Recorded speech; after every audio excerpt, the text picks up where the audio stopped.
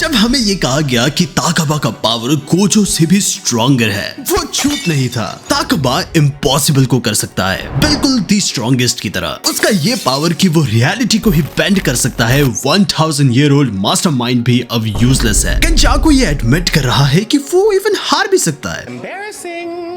लेकिन बस इतना ही नहीं, स्टेज फॉर गोजोस रिटर्न अब कहीं ना कहीं सेट हो चुका है। लाइक लिटरली एज राइटर ताकबा के अपने फाइनल जोक्स को सबके सामने प्रेजेंट करेंगे, वो भी सबके आगे। सारी चीजों को अगेन लिंक करते हुए चैप्टर 77 में जब वो स्टेज में गेटो के साथ था। एंड गेस व्हाट, चैप्टर का नाम था प्रीमैच्योर डेथ। एंड सिंस हमें पता है कि ताकबा रियलिटी चेंज करता है और इवन इमेजिनेशन ऑफ ओपोनेंट, केंजाकू गेटो के मेमोरीज को यूज कर रहा है ताकि वो ताकबा के ड्रीम को फुलफिल कर सके। बस अब हमें यही चाहिए कि वो कुछ ऐसा कह दे जैसे कि गोजो वापस आ जाए एक ही पीस में जहाँ पे वो जिंदा है, या फिर एक ऐसा गैग जो कि जस्ट लाइक यूजी की तरह था, जिसके चलते कहीं ना कहीं एक कैटलिस्ट क्रिएट होगा जिसके चलते गोजो की रिटर्न हो सकती है। However, लेकिन ये जस्ट एक बिगिनिंग है, क्योंकि जुजुत्सु काइसेन का दी स्ट्रॉन्गेस्ट कर्स टेक्निक जस्ट एक जोक है। ताकबा और केंजाकू हमें मल्टीपल कॉस्प्लेस दिखाते हैं, और ये ससी नस वाला भी। इनफैक्ट एक रॉक पेपर सिजर खेलते हुए, गेम शो करते हुए और भी चीजें। However, केंजाकू लेकिन एक स्पेशल कर्स को समन करता है, जिसको Takaba one of the most powerful चीज से काउंटर करता है, none other than टाकून।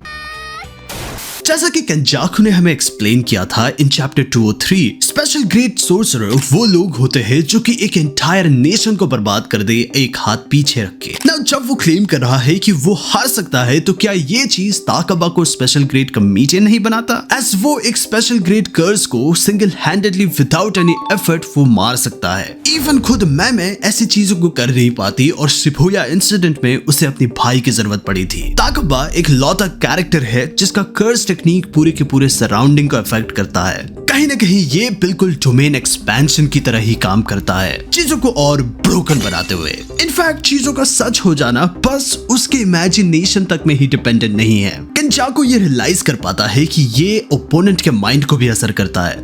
वो इवन इस चीज को स्टेट भी करता है कि कहीं ना कहीं ये सोल रेजोनेंस है, जिसका मतलब ये है कि सोल अफेक्ट हो रहा है बाय द एक्सटर्नल फोर्स, जो कि इस केस में कमेडियन का है। जस्ट लाइक सुकुना की तरह, जहाँ पे उसने मेगुमी के सोल को डिस्पेयर में रखा ताकि वो उसके सोल को क्रश कर सके। However, लेकिन ताकबा के केस में वो ये है कि वो पागलों की तरह हंसे। नाउ चैप्टर 242 में जो हुआ, जो थोड़ा सा क्रेजी था, हम पागल हो गए थे शायद से इस चैप्टर में हंसते हंसते। लेकिन अब ये प्रूफ हो चुका है कि कर्स एनर्जी रियलिटी को भी कहीं ना कहीं अफेक्ट करता है। ताकबा इवन दूसरे के थॉट को भी रियलिटी बना सकता है। दैट्स द रीजन कि ट्रक जब स्पेशल ग्रेड से टकराया, केंजाकू का थॉट मैनिफेस्ट होता है जहाँ पे वो खुद एक पुलिसमैन था, जिसके चलते हमें काउंटलेस सिनारियो दिखाए गए जो कि ताकबा को फनी लगता, जिसको राइटर ने हमें कई ज्यादा रेफरेंसेस देने के लिए यूज भी किया। फॉर एग्जांपल, फाइनल फैंटेसी का सीक्वल जो कि एब्सोल्युटली ट्रैश था, टीम रॉकेट जो कि वापस से ब्लास्ट हो रही है, और यू यू हाकुशो का फाइनल चैप्टर जहाँ पे वो काइंड ऑफ फन कर रहे हैं इन अ फैंटेसी।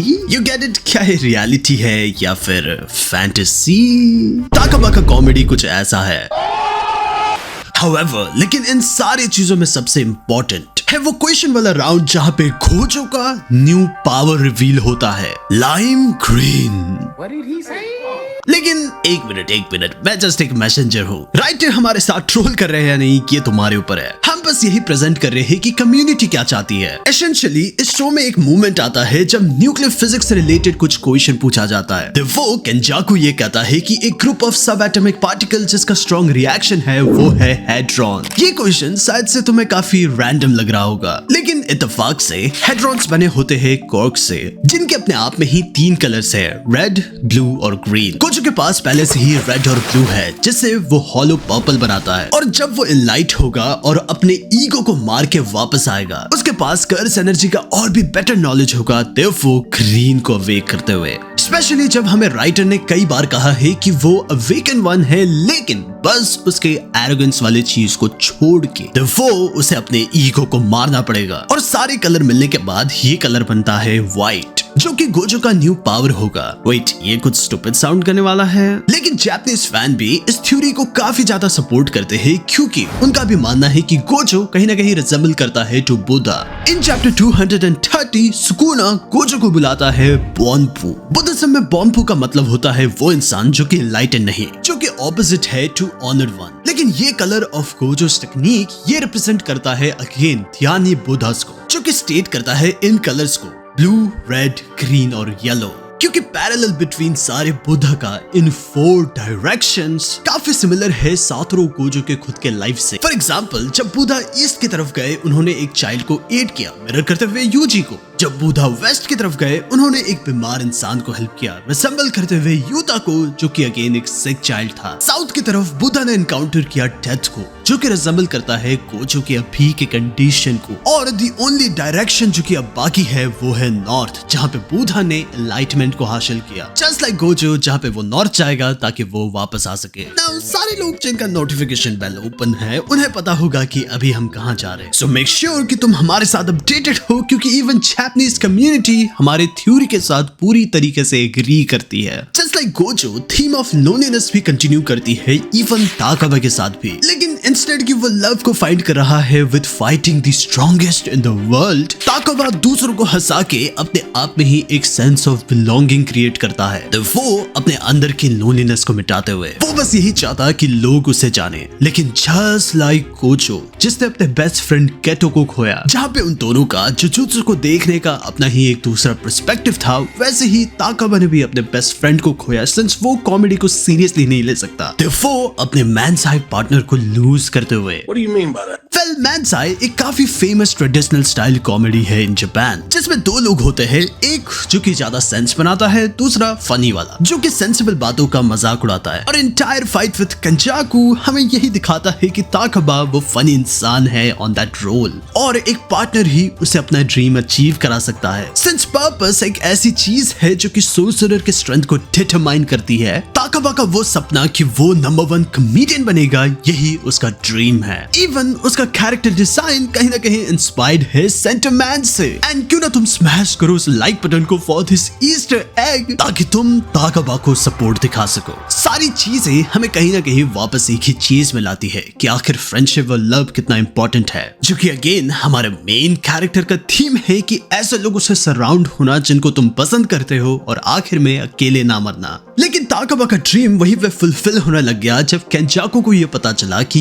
इन सारी चीजों से वो हार सकता है। ये सारी चीजें तभी एंड हो सकती है जब वो एग्री करे कि वो ताकाबा के साथ मैनसाई करेगा। वो इवन इस चीज को स्टेट करता है कि ये सारी चीजें जस्ट सिमुलेशन है। इन सारी चीजों का डैमेज केंजाकू आखिर में फील करेगा। मीनवाइल ताकाबा किसी भी डैमेज को फेस नहीं करेगा। इस कॉमेडियन टेक्निक में इतना पोटेंशियल है कि वो इतने स्ट्रॉन्ग, मतलब जैसे कि सुकुना टाइप को भी ऐसे ही हरा सकता है। किसी का भी कोई भी एबिलिटी उसे अफेक्ट नहीं कर सकता। मीनवाइल जब ताकाबा का खुद का टेक्निक एक्टिव हो, therefore, just like in the case of Gojo, Sukuna जैसे को भी उसके लिए एक न्यू टेक्निक को इन्वेंट करना पड़ेगा, और तब जाके ताकाबा कहीं ना कहीं डिफीट हो सकता है। ये काफी बड़ी बात है कि ये केंचाकू कह रहा है, क्योंकि केंचाकू वो इंसान है जिसने इंटायर ब्लैक होल को टैंक किया और उसे वार्म अप कहा। वेल, ताकाबा ऑफिशियली अब यूकी से भी ज्यादा टाइम तक सरवाइव कर चुका है, जो कि स्पेशल ग्रेड थी। लेकिन प्रॉब्लम ये है कि ताकाबा अपने आप को लिमिट करता है। जाकू कभी भी डिस्ट्रॉय हो सकता है अगर वो बस ये स्टेट करे कि क्या ये फनी नहीं होगा अगर तुम बीमारी से मर गए। लेकिन उसका एंटायर गोल यही है कि वो केंचाकू को हंसाए इंस्टेड कि वो उसे मार दे। मोरओवर, ताकाबा ये भी बिलीव करता है कि रेड जो कि डेथ का सिंबल है, ये प्रोहिबिटेड होना चाहिए। ऑन द अदर हैंड, केंचाकू ये कहता है कि आखिर ये कितना ज्यादा फन है और कितने ही साल बीत चुके हैं इससे पहले कि उसने ऐसा एक्साइटमेंट एंजॉय किया। इस फाइट की वजह से वो खुश है कि उसने कलिंग गेम को स्टार्ट किया।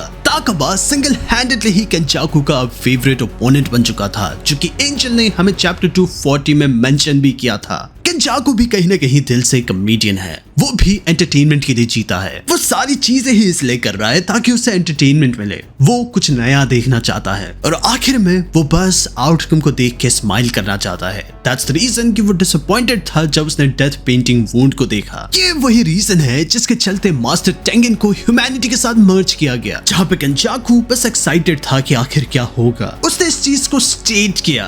क्या ये चीज फनी नहीं होगा कि आखिर में वो जस्ट एक क्लाउन फेस था?